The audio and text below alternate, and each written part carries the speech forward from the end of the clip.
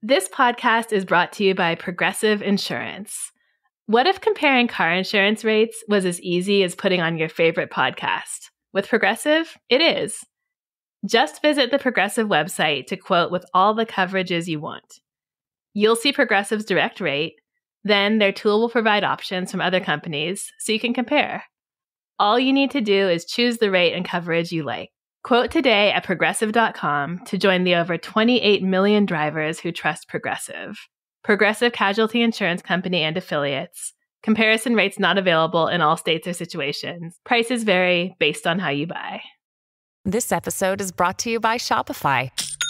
Forget the frustration of picking commerce platforms when you switch your business to Shopify, the global commerce platform that supercharges your selling wherever you sell. With Shopify, you'll harness the same intuitive features, trusted apps, and powerful analytics used by the world's leading brands. Sign up today for your $1 per month trial period at shopify.com/tech, all lowercase. That's shopify.com/tech.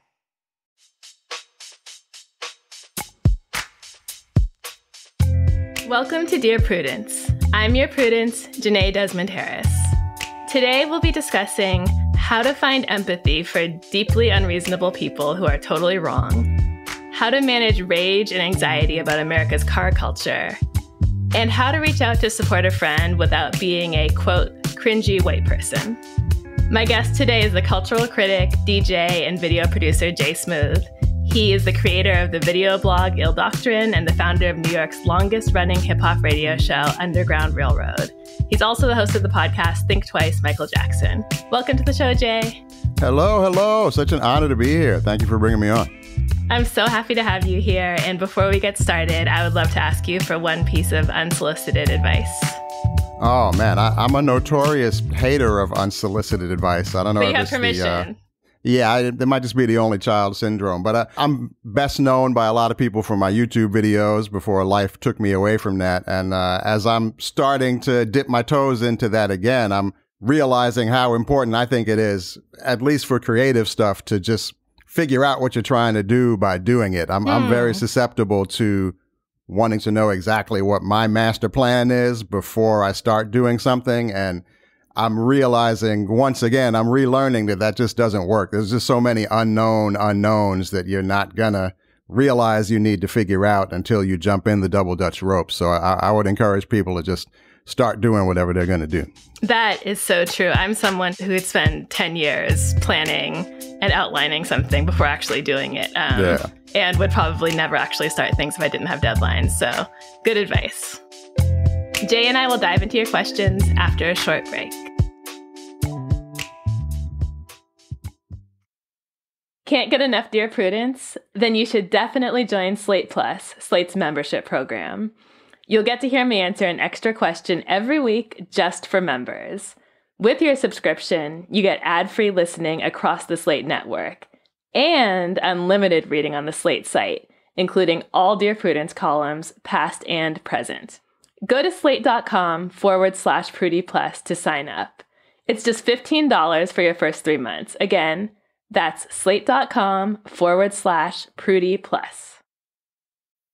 This episode is brought to you by Bumble. So, you want to find someone you're compatible with, specifically someone who's ready for a serious connection, totally open to having kids in the future, is a tall, rock-climbing Libra, and loves rom-coms with vegan pizzas on Tuesdays just as much as you do. Bumble knows that you know exactly what's right for you. So whatever it is you're looking for, Bumble's features can help you find it. Date now on Bumble.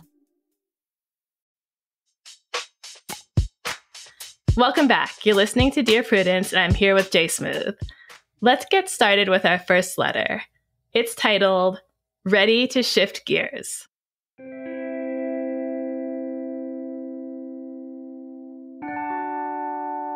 I grew up in countries with robust transit and pedestrian culture. I, 36 female, begrudgingly moved to the U.S. with my American husband 7 years ago and have since lived in cities on both coasts that claim to be, but are not friendly to active transport.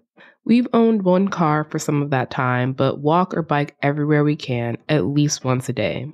I'm horrified by the blasé nature with which people wield their cars as murder weapons here and the dangerous infrastructure. I've been nearly hit by cars while pushing my baby in a stroller more times than I can count. Don't even get me started on the size of vehicles exacerbating this. We were intentionally smashed into in a car and run off a highway by a semi-truck for going exactly the speed limit in the right-hand lane. I find myself pleading in tears with other drivers to just obey the traffic laws. Recently, my sister-in-law drove over 90 miles per hour on a 65 road while checking her phone, and my husband chastised me for making a scene and asking to pull over so I could take a taxi after she refused to slow down. Now that I have 2 young children, the traffic violence has become unbearable. Every time I have to be in a car, I spend the time angry and fearing for our lives, even though I now avoid highways altogether. I'm on high alert when walking, and I've stopped biking on anything but bike paths. And it's socially isolating to be mostly trapped in my home unless I agree to get into a vehicle. I'm from a social culture that values being out in public space. I am not being irrational and fearing the danger of cars. Statistics on this plague are pretty clear on that, but how do I stop spiraling about this? I know this is tied up with my general mistrust for the US, fear of shootings, lack of social life, casual violence in media, erratic behavior of people in public. I don't have anxiety or fixate on things in other aspects of life, and I tried therapy for 2 years trying to address this to no avail. I'm seriously considering permanently moving out of the US this year, largely due to this issue, though this would be complicated for my husband. Help. So I find this letter so hard because I don't think the letter writer is wrong. Right. I agree with her that she's not being irrational, especially as a very nervous driver myself. I'm someone who, every time I get behind the wheel, I'm very aware that I'm in this big machine that could kill someone if I space out for 10 seconds. That's exactly what my father was like, and he just stopped driving because of it, yeah. I mean, I've been able to push through it, but it's always on my mind. Like, I'm not relaxed if I'm driving ever. Also, I remember listening to an episode of The Daily recently about all the huge number of passenger deaths in America and all the unique things about America that lead to that. So she's on to something. Yeah, I mean, I'm one of those New Yorkers who never even learned to drive or got a driver's license. So I'm a pretty easy recruit for the cars are actually bad revolution. I'm sympathetic to what she's saying. Cars are unhealthy for us. When they hit us, when they hit each other, they make it harder for us to breathe. The automobile industrial complex has such an outsized influence on so much policy and urban planning, just how our living spaces are arranged. And that influence is hardly ever good for anyone except the people who make money from us all being dependent on these cars. So I'm sympathetic to that, but I also feel like she's trying to set the bar at a place that it might not be tenable. Well, yeah, it's really high drama, right? Right. There are a lot of things in life that are scary and that you could worry about all day and that you could plan your life around avoiding if you chose to. So you could obsess over not exposing yourself to anything that would give you cancer. She mentioned school shootings. You know, you could live your life not wanting to go anywhere in public because there could be a mass shooting anywhere. I get a lot of letters from people who I feel are so obsessed with preventing their partners from falling out of love with them or cheating or leaving them that it completely stops them from enjoying the relationship. So I think there's a point where you're right that something terrible could happen. But do you want to be miserable every day? Or do you want to just live your life and do your best to avoid it? And if it happens, hate to say it, but it happens. Yeah, unfortunately, I feel like that just has to be the answer. I mean, I would need to know much more about their family circumstance to gauge whether moving out of the country as a result of these concerns is in any way feasible. But I can't imagine there's any literal utopia out there where you wouldn't be able to have similar concerns about some other issue. I think you got to just make peace with living in somewhat of a dystopia out here in 2024. Do you know what I think the real issue is? I don't think she wants to live here. I think she just doesn't like America. So these are the parts of the letter that jump out at me. She begrudgingly moved here. Quote, I know this is tied up with my general mistrust for the U.S. I'm seriously considering moving. This person does not want to be in this country for a lot of reasons, which I'm sure tons of them are super legitimate. And I think all of that frustration, all of that anxiety, all of that bitterness has been sort of focused on the car issue because it's something concrete where you can pull out stats and there's a direct threat to people's lives. So nobody can get mad at you for complaining about it. But I think the fact is she just does not want to live here. Yeah, I'm learning that going over these questions for today, that the real answer often lies within the little tangents and asides. Yeah. Absolutely. She says therapy didn't work.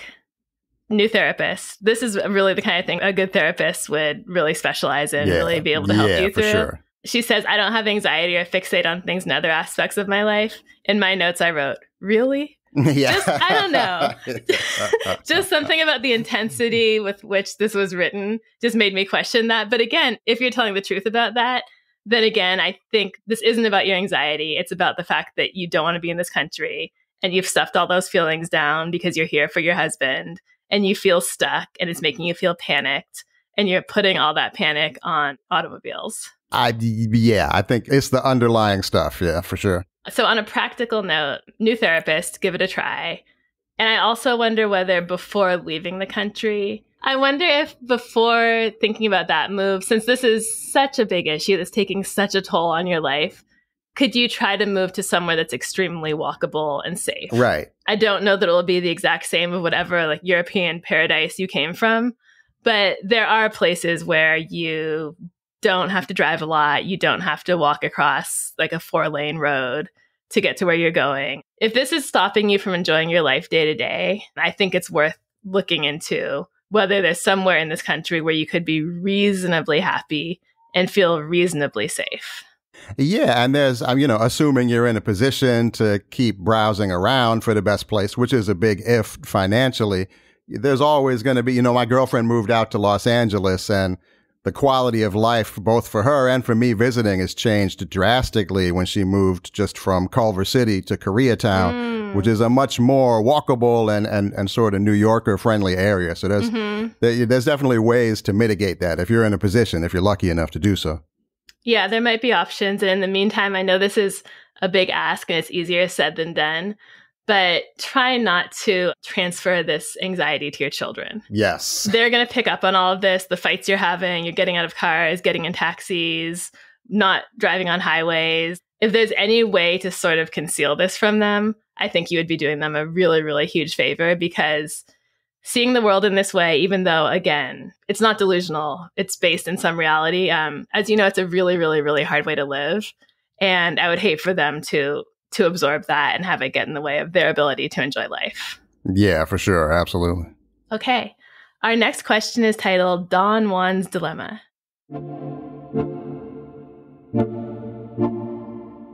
I've recently discovered that I've fathered a child, and I'm struggling to decide how much of the world I need to tell about this.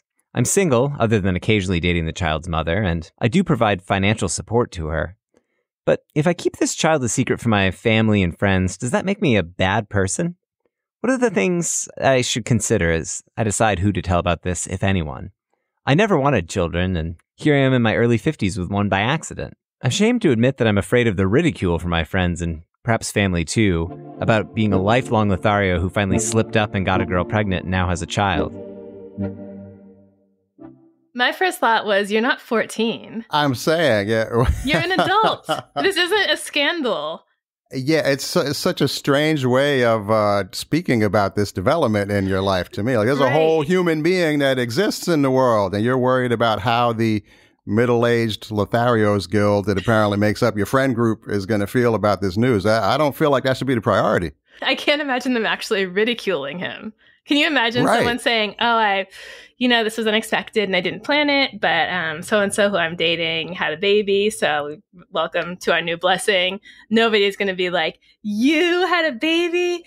Guess your days of fun are over. Guess you made a mistake. What's wrong with you? Once a baby exists, it doesn't matter who has it or how it got there. People only care about the baby, and it's a good thing.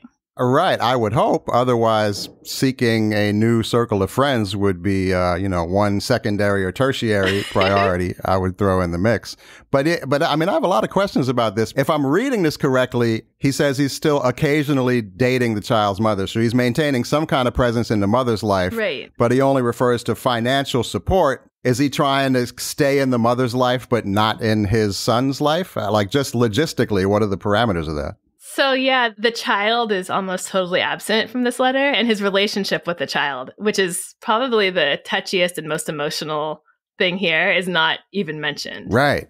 That's what I found a little bit troubling. I went back and reread it, and I saw, okay, there's financial support, and you maybe are dating her, present tense, hard to tell. Right. But are you co-parenting?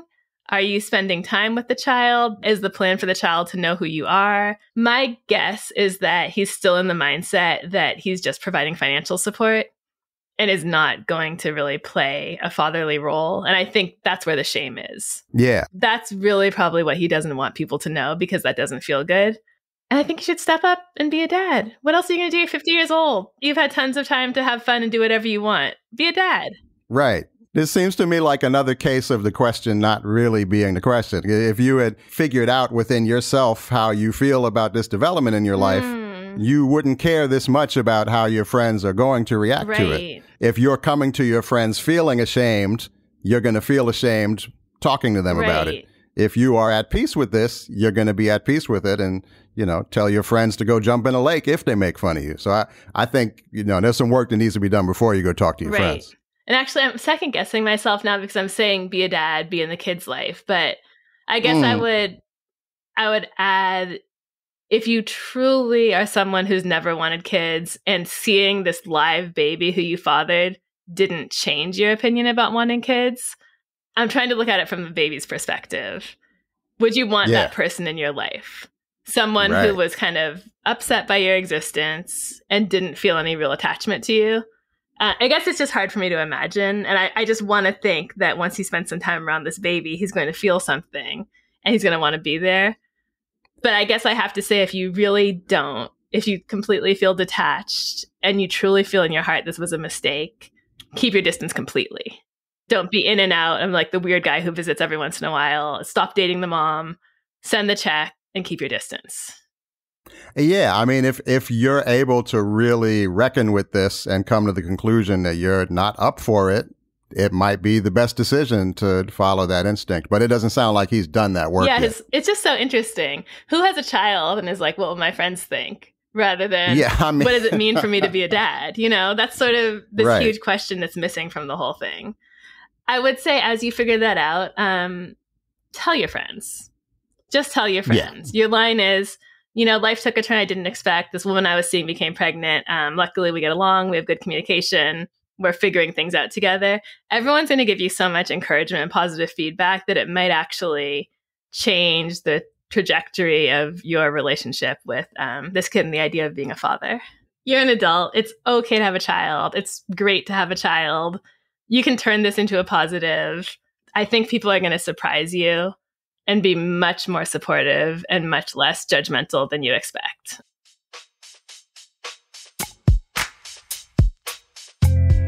You're listening to The Dear Prudence Show, and when we come back, we'll be reading more of your letters. Stay with us.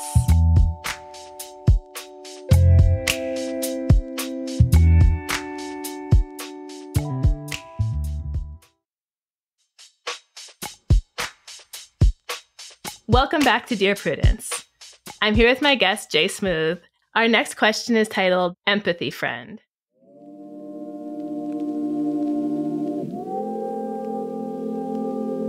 My basic question is, how do I respond when friends relate to me situations that are, from their point of view, obviously terrible, when in reality, my friends are being unreasonable? I have a friend that I have known ever since I moved to the city about 20 years ago. When I met them, they were married, they got divorced, remarried, had children, and now they are in a really unhappy marriage. When we hang out, they try really hard not to vent about their partner, but eventually we get to a point in the conversation when the beefs come out. The thing is, many of the beefs are kind of crazy. As an example, the partner asked my friend what they and the kids would like to do on spring break. This was taken as an egregious thing for a parent and spouse to ask because they should know what the family would want to do. I know they hate their partner at this point in the marriage, and they are staying together to keep an enormous roof over their heads, house poor and in an expensive city, and to maintain some semblance of normalcy for the kids, but to be totally bent out of shape about asking about spring break? What? I try to be empathetic and listen, but sometimes I just want to be like, girl, you live in a mansion and your spouse seems to really care. I know they can be an asshole, but geez, give them a break. I am more or less looking for confirmation that I should nod with a sad face, say, that must be hard for you, and order us a glass of wine. What would you do, Prudie? I can pretty much give confirmation of that. My general rule is that unless you're dealing with an extreme situation in which a friend is hurting themselves or is at risk of getting hurt by someone else, like physically or in a really serious way, just take their point of view and support them. Mirror what they're saying. There's something you can find to agree with. It takes nothing. You don't have to talk your friends out of the way they're feeling. That's, in my opinion, not what friends are for. Yeah, my friend has a saying, validate the valid when you're in a situation like that. Find whatever's in there that you can genuinely tap into. There's always going to be something there you can tap into to maintain a sympathetic ear.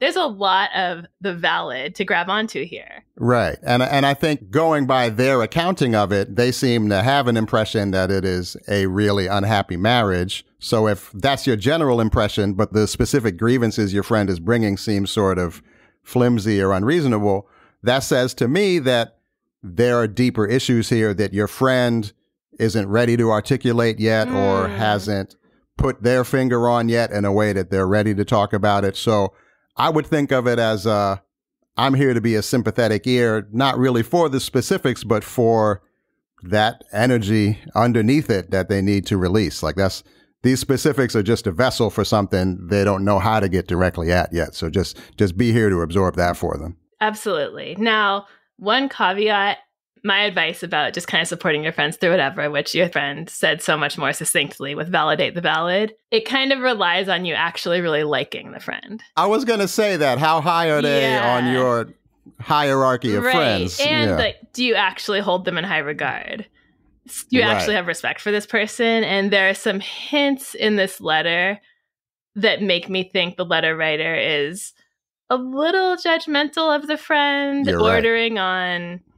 I don't want to go as far as saying disliking, but sort of the accounting of they're married, they got divorced, they got remarried, they had children, they have crazy beefs. There's a sense that the friend is unappreciative of what they have in life and sort of doesn't have perspective, doesn't have gratitude, is being too hard on their spouse. So this is a question you can only ask yourself, letter writer, but do you like this person and the way they move through the world? Right. Do you think they're a good person? Do you respect them? That question was jumping out at me as I read through this. You're right. I think there are times that we are venting in a way that eases a burden for us once we're done. And sometimes we'll be venting in a way that it's just a feedback loop that's making us feel worse and worse, but we can't get ourselves out of it. So it just keeps going. So it doesn't sound to me like that's where her friend is, since they said they try to resist getting into it and then it finally comes out. But if it's the latter, I'd be a little more proactive, looking for ways to kind of snap them out of it or think about it differently. If it really does seem to be therapeutic on some level to let this stuff out, I would try to absorb it if the friendship feels worth it. Right. And feel free to vent about your own stuff. Letter writer, I'm sure you have situations in your life that are sort of ongoing and frustrating where you could possibly be making better decisions, but they're making you miserable regardless. You can use your friend as a sounding board the same way your friend is using you. And I wonder if that might make the relationship feel less burdensome. If you're getting support for your semi-irrational, not totally evolved stuff, maybe you'll feel more generous when it comes to giving support to your friends. So you don't want it to be one-sided. You're not just the therapist and they're the complainer. You two are supposed to be supporting each other. And for that to happen, you have to be vulnerable too. Yeah, I think having a feeling of reciprocity would probably go a long way. Yeah, exactly. So find some stuff to complain about. Next time you get together with this person, have a list. Say, there's a few things that are bothering me that I just want to get off my chest. And, take over half of dinner with that. And you might end up feeling better. Yeah.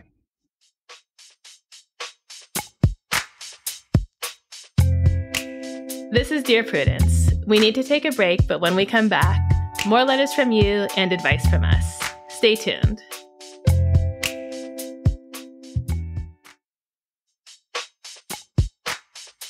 I'm Jenée, and you're listening to Dear Prudence. Jay and I are about to tackle our last question for the day. Jay, are you ready for this letter? I hope so. This letter is titled, In Awkward Solidarity.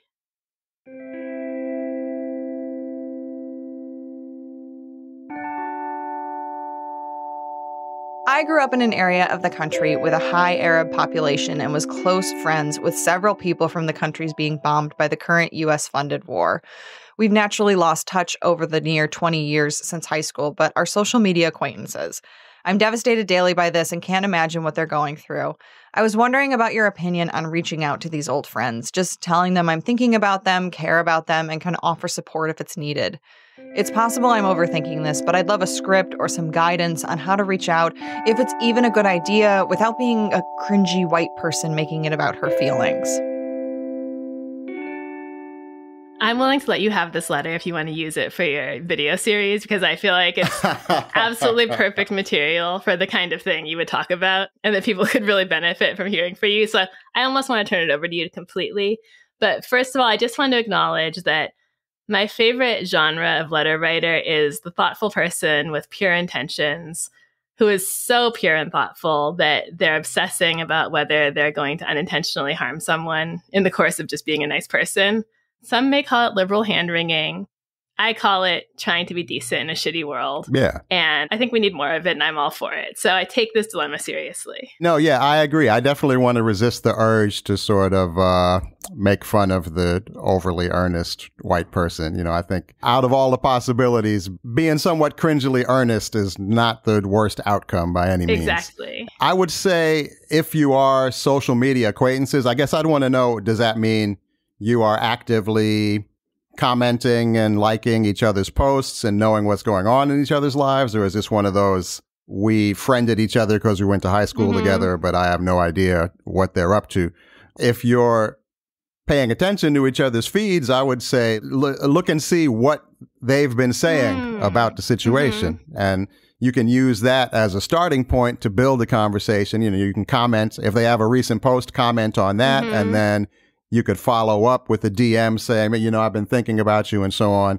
And then it won't be completely out of nowhere like, hey, my Arab friend, I remembered I went to high school to you, and you're just on my mind with these current issues. I just want you to know. Exactly. That's such a good idea, to sort of look for a way to take their lead by seeing what they've said and responding. I didn't think of that. My first thought was that we've just got to start with the fact that there's not going to be a rule for this that guarantees everyone receives your reach out well, because everyone's different. Yes. Everyone has different personality. Everyone has a different sensibility. Some of your friends might be absolutely touched and moved and encouraged if you were to reach out. Some might be confused and annoyed, like, oh, great, now I have to respond and reassure this person that I'm okay. I don't even remember them from high school. Doesn't it remind you of how in 2020, height of BLM, around the time all the brands were posting a black square on their Instagram to show solidarity, I felt so bad for white people at the time. I mean, this wasn't my primary concern, but I felt bad for white people at the time because I felt like the messages were so conflicting. On the one hand, people were going, check on your black friends. If you're not checking on your black friends, you don't care. Why haven't I heard from any of my white friends about this? And other people were going, stop reaching out and dumping your emotions on your black friends. I don't want to deal with you and you're giving me emotional labor. And I was just thinking, damn, I wouldn't know what to do. And the answer is you can't reach for this like rule or principle that's going to guarantee you never get in trouble and no one's ever mad at you. That's just something you have to give up, right? You have to try to know people as individuals. And like you said, looking at what they've already posted and trying to get a sense for that is a great way forward. I guess this is about being an ally.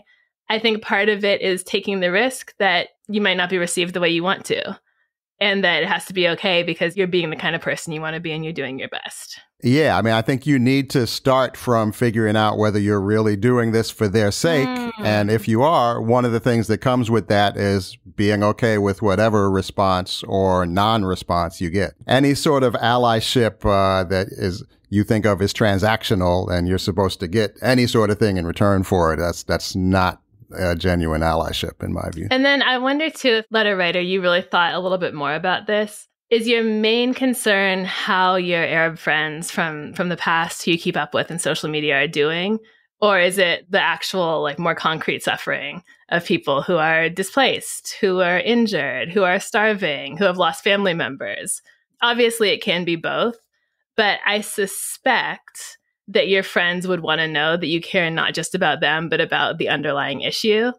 And maybe that you have some skin in the game when it comes to trying to solve that. So it's possible that some people might be more touched and encouraged by a public post by you, sharing your opinions, sharing what you're doing politically or in terms of protest to change the situation on the ground, than they would by just like a Hallmark card in their inbox saying, thinking of you, hope all is well. And maybe you could do both. Yeah. I mean, I think whatever you can do to channel this energy into supporting organizations that are working on this, you know, showing up to protest politicians who are helping enable this atrocity. You know, there's lots of things you can do that hopefully have some little bit of impact on the situation as best we can have it. And you know, that can be something you do on their behalf that's worth doing, regardless of whether they acknowledge it or not. Exactly. Okay, those are all the questions we have for this week. It's been fun and hopefully helpful. Jay, thank you so much for being here. My pleasure. Boy, I hope I was sufficiently kind and fair to folks. I love giving out advice in private, but this felt like such an awesome responsibility. I was honored to have it, though. It was worth it for Validate the Valid alone. I'll be using that in columns, and I'll be citing a therapist friend of Jay Smooth. You can send me their name later if you want. For sure. Follow Jay on Instagram and Twitter at jsmooth995 and at hiphopmusic.com. Do you need help getting along with partners, relatives, coworkers, and people in general? Write to me.